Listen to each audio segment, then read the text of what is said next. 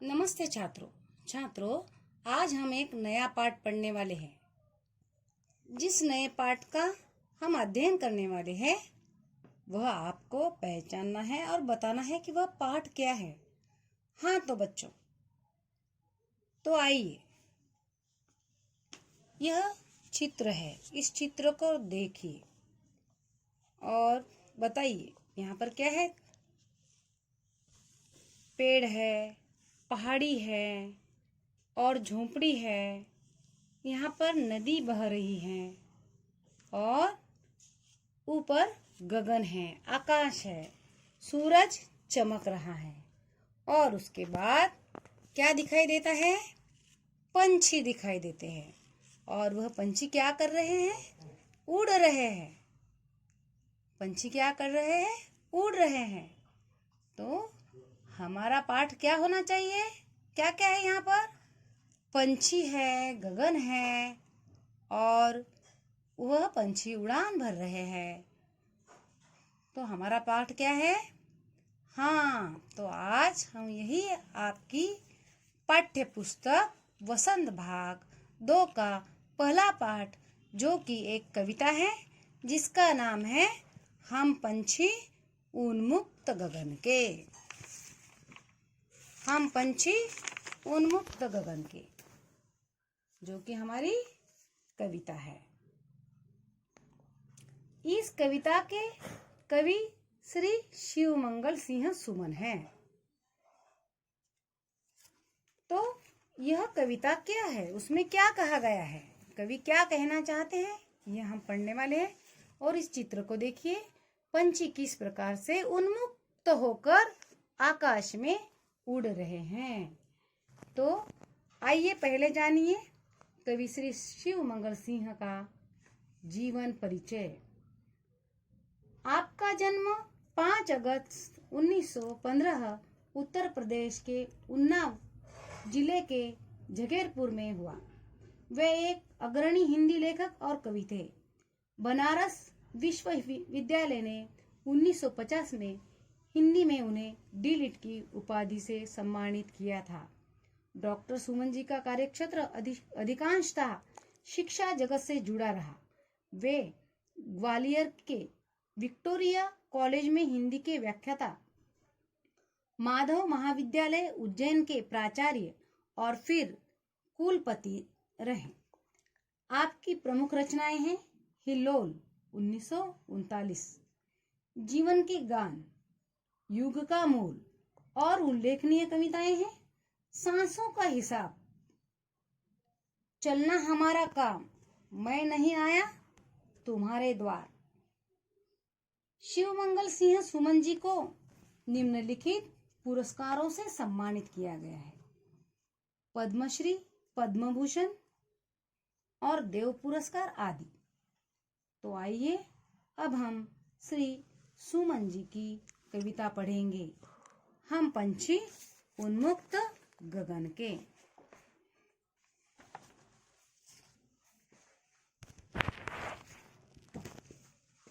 आइए अब कविता पढ़िए। हाँ, पहले समझ लो। हम पंछी उन्मुक्त गगन के, पिंजर बंद ना गा पाएंगे, कनक तिलियों से टकराकर पुलकित पंख टूट जाएंगे। इसके शब्दार्थ हैं: पंछी, पक्षी, नभचर, उन्मुक्त, स्वच्छंद, गगन, आकाश, पिंजरबद्ध, पिंजरे में बंद किए हुए, कनक तिलियों से यानी सोने की सलाखें, पुलकित, रोमांचित, उमंग भरे। तो देखिए इसका सारांश। हम पंछी उन्मुक्त गगन के, पिंजर बंद ना गा पाएंगे, कनक तिलियों से टकराकर पुलकित पंख टूट जाएंगे। पंछी कह रहे हैं, हमें अगर पिंजरे में बंद करोगे तो हम अपना मधुर गीत नहीं गा पाएंगे। पिंजरा भले सोने का क्यों न हो, वो हमें नहीं चाहिए। उस सोने के पिंजरे की सलाखों से निकलने के लिए हम कोशिश करेंगे, फड़फड़ाएंगे, तब हमारे पुलकित, कोमल, जो उमंग से भरे हुए पंख है वह टूट जाएंगे। यह पंछी आजाद जीवन जीने वाले हैं और यह पंछी उन्मुक्त होकर उड़ना चाहते हैं। कवि इन पंछियों के माध्यम से कह रहे हैं, हमें किसी भी कीमत पर अपनी स्वतंत्रता खोनी नहीं चाहिए। यानी कि पिंजरे में का बंदी जीवन इन पंछियों को महत्वहीन लगता है। कविता में पक्षी के स्वतंत्रता को दर्शाया गया है। पंछी कह रहे हैं, तुम हमें यूं पिंजरे में बंद करोगे तो हम अपने जीवन का मधुर गान नहीं गा पाएंगे। दूसरी पंक्तियां देखेंगे, हम बहता जल पीने वाले मर जाएंगे भूखे प्यासे, कहीं भली है कटुक निंबोरी कनक कटोरी की मैदा से। शब्दार्थ देखिए, कटुक, कटुक यानी कड़वी, निंबोरी यानी नीम का फल, कनक कटोरी सोने की कटोरी, मैदा आटे से भी बारीक जो गेहूं का रूप होता है उसे मैदा कहते हैं। हम बहता जल पीने वाले मर जाएंगे भूखे प्यासे, कहीं भली है कटुक निंबोरी कनक कटोरी की मैदा से। तो देखिए क्या कह रहे हैं पंछी, हम बहता जल पीने वाले, हमें तो बहता हुआ साफ जल पीने की आदत है। अगर हम पिंजरे में बंद है और इस गुलामी में रहकर सोने की कटोरी में मैदे से बने पकवान कैसे खा पाएंगे? और यह पकवान भी हमें दिए जाएंगे तो यह हमें भाएंगे नहीं। हमें तो खुले आकाश में उड़ते हुए, खुले आकाश में आनंद से उड़ते हुए जीवन जीना, बहता जल पीना और उस मैदा से बने अनाज के जगह हमें कटुक निंबोरी खाना अच्छा लगेगा, अच्छा लगता है। हमें वही कड़वी निंबोरी भली लगती है। हम ऐसे ही भूखे प्यासे मर जाएंगे पर उस पिंजरे में हरगिज नहीं रहेंगे, ना ही वह मैदे से बने पकवान या पदार्थ खाएंगे। हमें तो बस उन्मुक्त गगन में उड़ना है। हमें स्वच्छंदता से ऊंची उड़ान भरकर जीना है। दूसरी पंक्तियां देखिए, स्वर्ण श्रृंखला के बंधन में अपनी गति उड़ान सब भूले, बस सपनों में देख रहे हैं तरु की फुनगी पर के झूले। शब्दार्थ देखिए, स्वर्ण श्रृंखला सोने की जंजीर, बंधन यानी बांधना, कैद करना, तरु यानी वृक्ष, फुनगी पेड़ की ऊंची शाखा। स्वर्ण श्रृंखला के बंधन में अपनी गति उड़ान सब भूले, बस सपनों में देख रहे हैं तरु की फुनगी पर के झूले।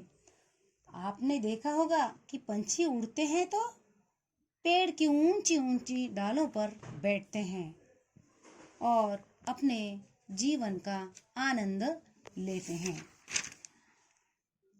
हवा के झोंकों के साथ झूलते हैं, उड़ते हैं और खुशियों से अपना जीवन जीते हैं। लेकिन अब वह कह रहे हैं, हमें तो सोने के पिंजरे में बंद करने से या सोने की जंजीर में बांधने से हम अपनी उड़ान भूल चुके हैं। हमारी जो उड़ान की गति है उसे भी भूल चुके हैं। इसलिए तरु की फुनगी पर के झूले हमें अब याद आ रहे हैं। हम वह आनंद भरे झूले अब केवल सपनों में देख रहे हैं। पेड़ों पर झूला झूलना हमारे बस की बात कहाँ रही अब? हम केवल उनको सपनों में ही देख सकते हैं। देखिए बच्चों, उन पक्षियों को कैद करने के बाद उनके मन की जो दशा है, जो छटपटाहट है, उसे कवि ने किस प्रकार व्यक्त किया है। ऐसा लगता है मानो वो पंछी नहीं, वह पंछी नहीं, हम पिंजरे में बंद है अभी हम वही कह रहे हैं कि हमें इन पिंजरे से आजाद करो। हम वह झूले झूलना चाहते हैं। अभी इन पंक्तियों में हमने पंछियों के मन के भाव को देखा है। अब आगे देखते हैं कि कवि इसके द्वारा क्या कहते हैं। ऐसे थे अरमान की उड़ते नीले नभ की सीमा पाने, लाल किरण सी चोंच खोल चुगते तारक अनार के दाने। शब्दार्थ देखिए, अरमान यानी इच्छाएं, नभ आकाश, सीमा यानी हद जहां हमें जाना है, चुगना यानी खाना, तारक यानी तारे। यहाँ पर कवि क्या कहते हैं? ऐसे थे अरमान की उड़ते नीले नभ की सीमा पाने, लाल किरण सी चोंच खोल चुगते तारक अनार के दाने। यहाँ पर कवि ने पक्षियों के मन की भावनाओं को, इच्छाओं को बताया है कि वे क्या चाहते हैं। वे कह रहे हैं कि हम बहुत ऊंचे उड़ान में तो उड़ना चाहते हैं, लेकिन हमारे अरमान क्या है, इच्छाएं क्या है कि हमें ऊंचे आकाश में उड़ते जाना है। कहाँ तक उड़ते जाना है? वहां तक उड़ते जाना है जहां तक आकाश की सीमा है, हद है। इसका अर्थ यह है कि पंछी चाहते हैं कि वह नीले नभ की सीमा पाने के लिए अंतिम छोर तक उड़ते ही चले जाएं और उस अंतिम सीमा को पा ले, और वह आकाश में वहां तक उड़ना चाहते हैं जहां पर तारे हैं, और उस तारों को उन्होंने अनार के दाने कहा है। यानी ऐसे थे अरमान की उड़ते नीले नभ की सीमा पाने, लाल किरण की सी चोंच खोल चुगते तारक अनार के दाने।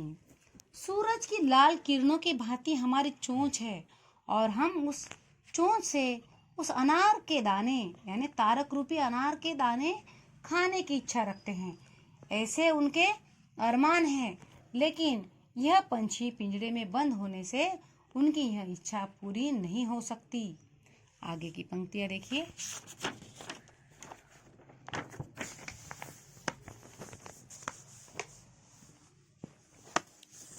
होती सीमाहीन क्षितिज से इन पंखों की होड़ा होड़ी, या तो क्षितिज मिलन बन जाता या तंती सांसों की डोरी। सीमाहीन, सीमा विहीन, बॉर्डर जहाँ पे समाप्ति है, सीमाहीन। क्षितिज जहाँ धरती और आकाश एक साथ मिलते हैं या मिलते दिखाई दे रहे हैं, वह बिंदु। होड़ यानी प्रतिस्पर्धा, डोरी यानी रस्सी। तो देखिए, होती सीमाहीन क्षितिज से इन पंखों की होड़ा होड़ी, या तो क्षितिज मिलन बन जाता या तंती सांसों की डोरी। पंछी अपने पंखों से होड़ लगाकर उड़ना चाहते हैं। कहाँ तक उड़ना चाहते हैं? वे सीमाहीन क्षितिज तक उड़ना चाहते हैं। जब तक वह उड़ना चाहते हैं तब तक उनको वह सीमा प्राप्त न हो, या उनका जो अंतिम उनकी जो इच्छा है, जो उन्हें पाना है, वहां तक उड़ना चाहते हैं जहाँ सीमा ही ना हो, जहां पर अंत ही ना हो, और वह अपने पंखों से होड़ लगाना चाहते हैं। सीमाहीन क्षितिज के साथ वह प्रतिस्पर्धा करना चाहते हैं। क्षितिज की तो कोई सीमा ही नहीं है, हाँ, सीमा ही नहीं होती, फिर भी वह पंछी वहां तक उड़ना चाहते हैं, और वह प्रतिस्पर्धा करते करते अगर क्षितिज तक ना भी पहुंच जाए तो भी चलेगा, पर इस प्रतिस्पर्धा के अंत में उनकी सांसों की डोरी थम जाएगी, रुक जाएगी, यानी कि वह मर भी गए तो उनको मंजूर है, फिर भी वह उस क्षितिज तक पहुंचने के लिए अपने को ऊंचा उड़ने से कतई रोकना नहीं चाहते। उनको क्षितिज मिलन की चाह है, इच्छा है, उनके पाने के लिए वह अपनी जान की परवाह भी नहीं करेंगे। तो आगे देखिए, नीड़ न दो चाहे टहने का, आश्रय छिन्न भिन्न कर डालो, लेकिन पंख दिए है तो आकुल उड़ान में विघ्न न डालो। शब्दार्थ देखिए, नीड़, नीड़ मतलब घोंसला, टहनी यानी शाखा।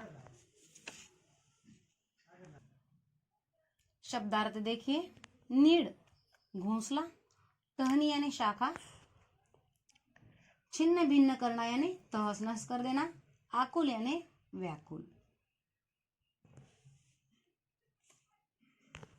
कविता की अंतिम पंक्तियों में कवि क्या कहना चाहती है, देखिए एक बार। नीड़ न दो चाहे टहनी का, आश्रय छिन्न भिन्न कर डालो, लेकिन पंख दिए है तो आकुल उड़ान में विघ्न न डालो। तो देखिए, कवि कहना चाहते हैं कि भले ही तुम उसे टहनी का नीड़ ना दो, मतलब टहनी पर घोंसला मत बनाने दो तो भी चलेगा, लेकिन उनको जो पंख दिए हैं तो उनको उड़ने दो, उनको पंख मिले हैं तो उड़ने दो। देखिए, पंछी किसी भी कीमत पर अपनी स्वतंत्रता, अपनी आजादी को त्यागने को तैयार नहीं है। और एक बार हम अंतिम पंक्तियों की ओर आएंगे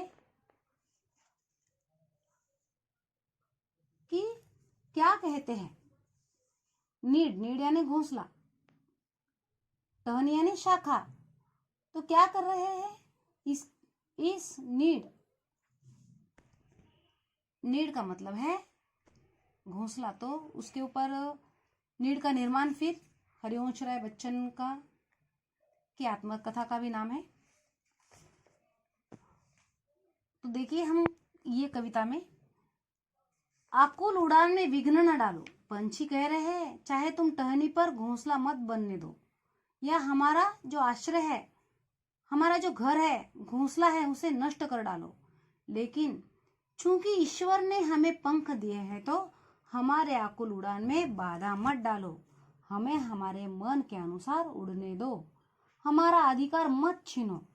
हम उड़ने के लिए कितने व्याकुल है, कितने बेताब है, और उस व्याकुलता में, उड़ान में तुम क्या करो, हमें ऐसे ही खुले छोड़ दो, तुम उसमें बाधा मत डालो। कविता में कवि सुमन जी ने पंछियों के माध्यम से स्वतंत्रता के महत्व को दर्शाया है।